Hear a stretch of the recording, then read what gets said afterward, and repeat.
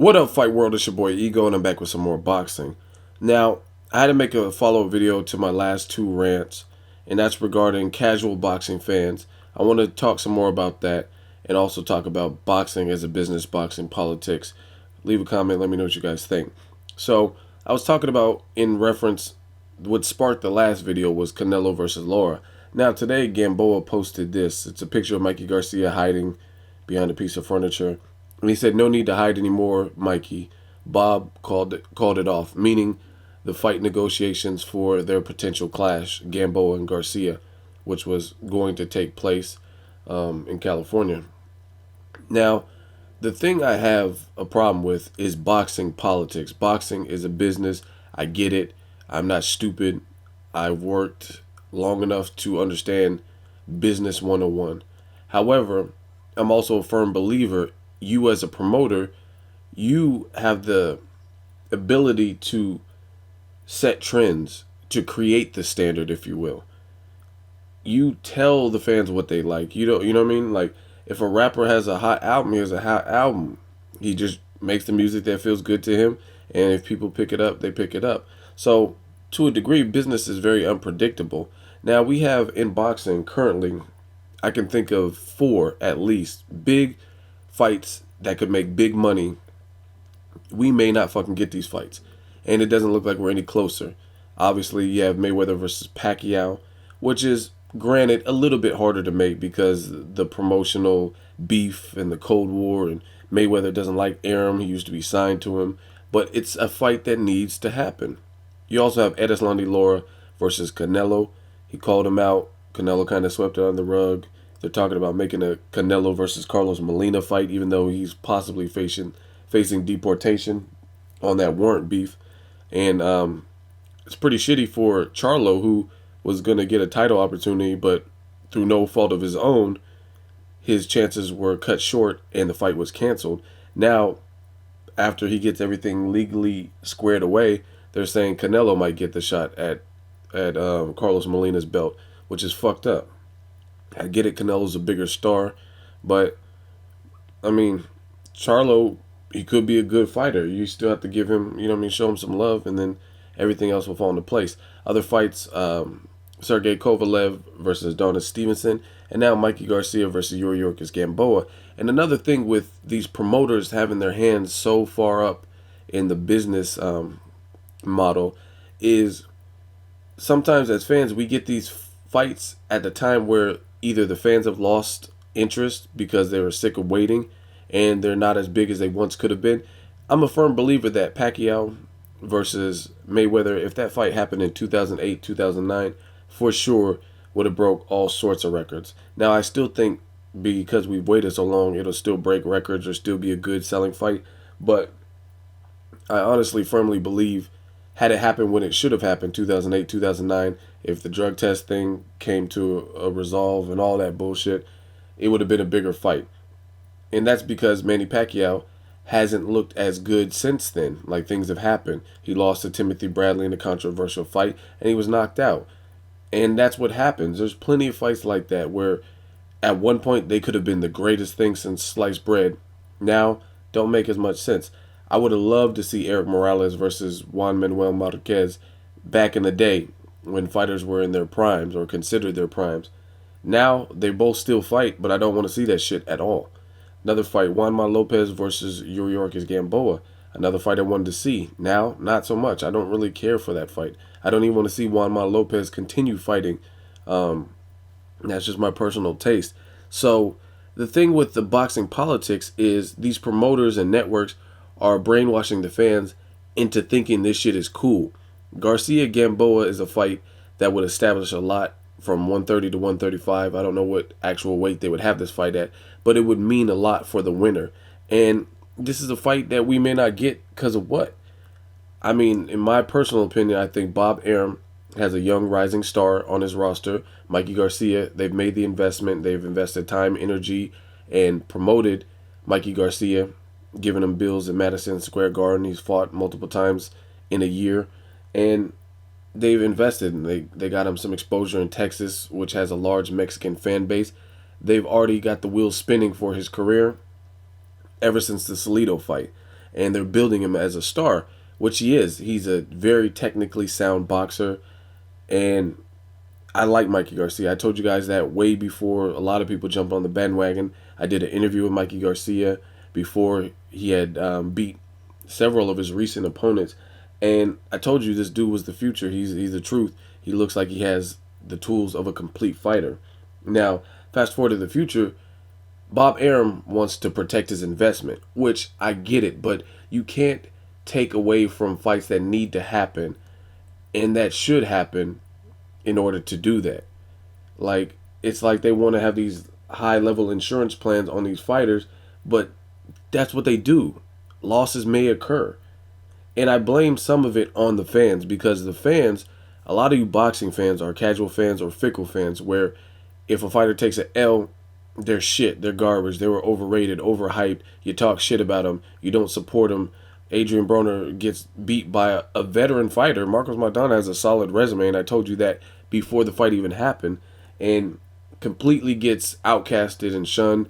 People say he's shit, he has no level of skill. I get it. You could say, oh, he was overhyped or overrated or whatever, but the man is not shit. I mean, I don't think he's just gonna lose to fucking Johnny Utah, some random fighter. I think it's gonna take a named fighter to beat him. And people just shit on you. You take a loss and they shit on you. They have no faith in you. They hate you. They no longer support you. And they jump on the dick of whoever else is winning. And that's not right for the fighters. Fighters put their life on the line, and we need to stick by them. Just like I'm a diehard Niners fan. My pops is a Niners fan. My older brother's a Niners fan. And since a boy, I've liked the Niners. Since the Joe Montana days, Steve Young, Pierce Holt, I've been a Niners fan. Now, we went through some tough times with the Niners in the last like decade, where we were pretty much the shittiest team in the league, you know what I mean, or one of them, bottom barrel team, if you will. I was still a Niners fan. I wasn't like, oh yeah, fuck that, I like the fucking Texans or Oilers, or you know what I mean. I don't. That's not me. It's about loyalty. And even recently, in the recent seasons, we got all the way to the Super Bowl, lost to the Ravens. I didn't turn my back on my team. This year, we lost to the Seahawks in the playoff game that would have brought us back to the Super Bowl. And guess what? It's still my team. I still rep. I still like the direction we're headed. And a loss can be beneficial. It just depends on how you rise from that loss. But a lot of you fans are bullshit fans. And again, a person takes a loss and it's the end of the world. And it's kind of got these promoters and networks thinking the same way. Like, oh shit, if they take a loss, it's the end of the world. If Canelo loses to Laura, it's not the end of the world. If Laura loses to Canelo, it's not the end of the world. It will just signify who's the best at 154. I've seen tons of fights where the fighter who lost gained more respect in losing than perhaps if they won, or the same amount. You know what I'm saying? Manny Pacquiao in his loss to Timothy Bradley, it didn't hurt him at all, because a lot of people said he had a good showing and they, you know what I mean, they thought he won. George Groves versus Carl Froch, the first fight. The crowd was pro Froch at the beginning of the fight. By the end, they were booing Froch and they were praising George Groves. Timothy Bradley versus Ruslan, he gained some new fans after that when he showcased his chin and how tough he can be when he's put to the brink, to the limit, you know what I mean, back against the wall. And it's boxing. When you're fighting at elite level, a loss could occur. And some of you guys don't respect that, and you don't support the fighter when they take a loss. You're just like, oh, they're Arturo Gatti. They're, you know what I mean? They suck. They're garbage. Basura. So it just really got these promoters, in my opinion, on some shit where these great fights that could be made, Kovalev, Stevenson, Edeslandi Laura, Canelo, Gamboa, Garcia, they're not likely to be made because they want to feed the public some old bullshit like Canelo versus Carlos Molina. First of all, Carlos Molina is a champion, but the way he got the belt from Ishe Smith in probably one of the most boring higher profile fights that I seen last year, and it wasn't a great performance from neither. Ishe Smith just, you know what I mean? It's like, to me, it was one of those performances where I feel Ishe Smith was just as much to blame for for Carlos Molina winning as Carlos Molina was. It wasn't like Carlos Molina was just doing extraordinary things. It was how bad Ishii Smith was looking. You know what I mean? That was a portion of it. And now we might get it. And I have no problems with Carlos Molina. I mean, aside from if he did some crazy shit, and I don't know all the details to that sex offense case or whatever. But before that, I gave him props. I thought he beat James Kirkland, and the DQ, the disqualification was some bullshit. Edislani Laura fight. I have to watch that one again, but he gave a very, very tough fight. He's a very hard fighter to look good against, very awkward, very crafty. It looks like he has a chin. He's been in there with some punchers.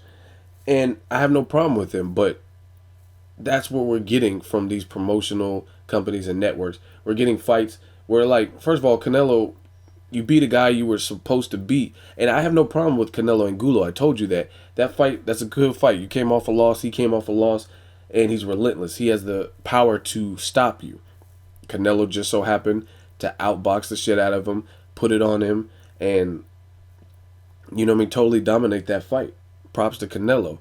But every fight a fighter has shouldn't be a tune-up fight. I get it. You needed a tune-up fight. Get back on track. Confidence builder. Now you say you want to be great. You want to be remembered like Muhammad Ali, Chavez Sr., Oscar De La Hoya.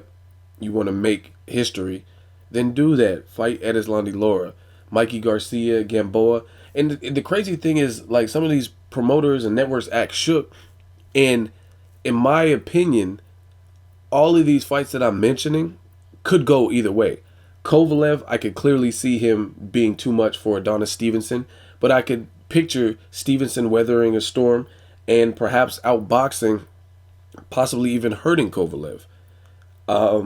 I could picture Manny Pacquiao being very awkward for Floyd Mayweather, possibly winning that fight just with sheer relentlessness, animosity that he has built up. But I could also picture Mayweather outboxing, possibly stopping Pacquiao based on, you know what I mean, his accuracy. Pacquiao struggles against pure boxers, counter-punching. Edislani Laura, I don't know how his chin would do against the power. Canelo's a great body puncher and a combination puncher when he putting punches together. He's accurate. He's more of a boxer puncher. But I can also picture Edislani Laura frustrating, making Canelo look like he's slow as molasses, and setting up traps. He's a southpaw, which could be awkward, so I can picture him pretty much making Canelo look like Rigondeaux made Donaire look, just like a hefty puncher, boxer puncher, and making him look more like a one-dimensional brawler. I could picture that fight going either way. Same thing with Gamboa. Gamboa hasn't looked that impressive, but based on his competition, I feel Gamboa has got up and looked better in front of the big names that he's fought. He fights a Darlis Perez or somebody with a smaller name, he might look suspect, or he might look good for a couple rounds and then just look uninterested. But he's very athletic. He has power in both hands, and based on the animosity, kind of like Pacquiao and Mayweather, this fight's been talked about for a while, and machismo, that Latin blood, these guys might get up. Mikey Garcia, excellent fighter, very technically sound. He wasn't as reserved in the Burgos fight. He really pushed to try to make that fight, which is good. And he could just be too much for, too accurate, too superior a boxer for Gamboa. So realistically, all these fucking fights that I talked about, either fighter has an opportunity to win. And that's why I want to see him. It's not like I have my predictions on who I think would win on all these matches. However, these are great competitive fights. There's no fight that I listed out of that whole list are fights where I would, you know what I mean, bet my 401k, bet all the money in my savings that this would happen, because I'm not that certain that what I think and what I project would happen. And that's the thing with boxing. So between fighters taking the losses and having these fans just, you know what I mean, jump off the bandwagon, or promoters being scared to make these matches because they don't want to lose their cash cow, all of it's some bullshit, man. It's fucking bullshit. What happened to the best fighting the best? And really, you're hindering your fighter's career. Canelo not fighting Edislani Laura hurts him more than it benefits him, because when he does find him, and eventually, because those guys are going to, unless Canelo moves out of the division or something, they're going to eventually need to meet up. Otherwise, it's going to look like a serious case of ducking. So if you don't prepare him, or if you feed him fights that are pretty much in favor of him, and this is not just for Canelo, this is for everybody, then what is he going to look like? How is he going to be prepared? It's that on-the-job experience. And again, from my standpoint, the boxing fans that act okay with boxing being a business, overtaking the best fighting the best, I feel sorry for you. That's disgusting, and that's a horrible way to view the sport of boxing. Again, a loss is not the end of the world unless you have fickle fans not supporting these fighters. And I understand boxing is a business, but it doesn't make sense. You're saying Canelo versus Carlos Molina, and I know tons of Mexican fight fans that don't like Carlos Molina. They say he's boring. He doesn't fight like, quote unquote, the traditional Mexicano fighter.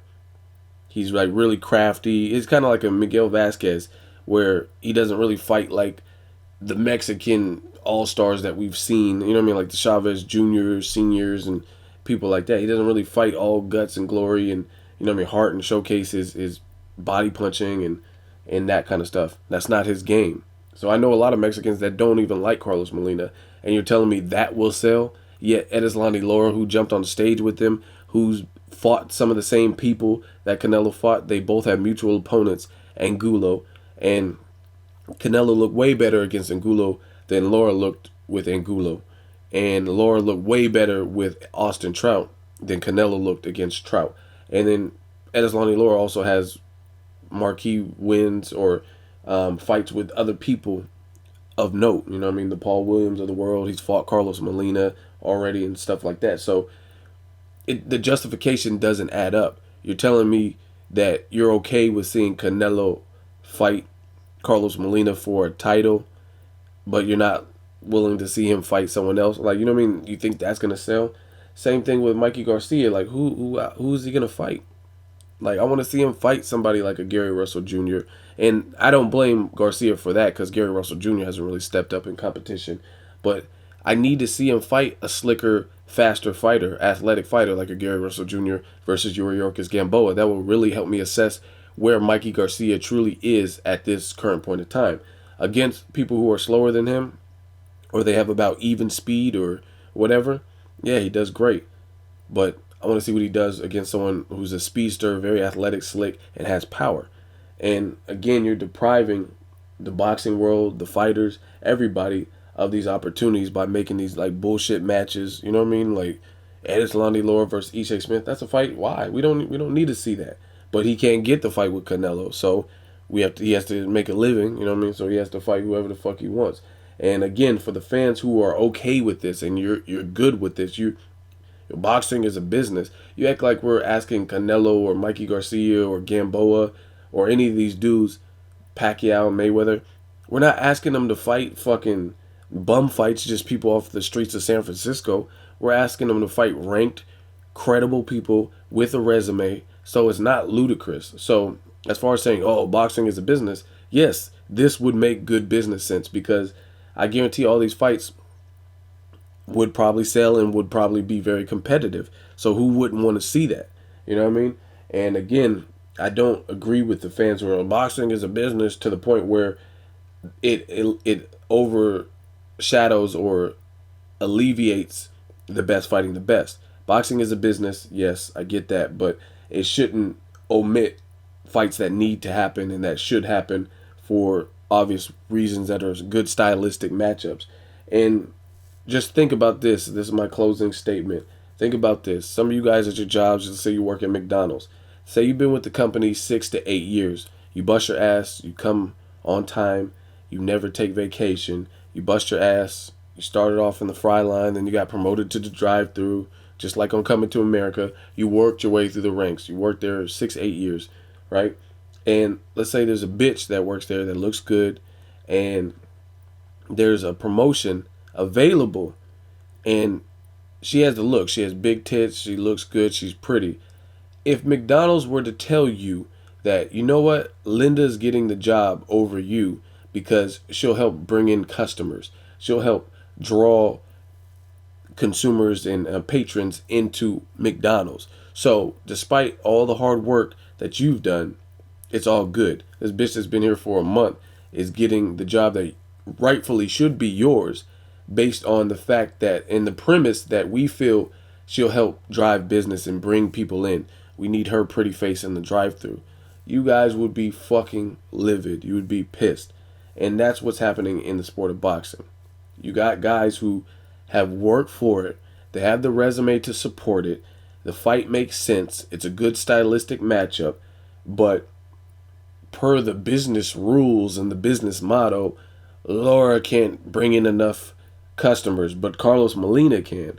Or this fight doesn't make sense. It doesn't do numbers. Like, fuck that. Like, at the end of the day, if it's a stinker of a fight, if it doesn't do numbers, it really doesn't affect most of us. It affects Golden Boy.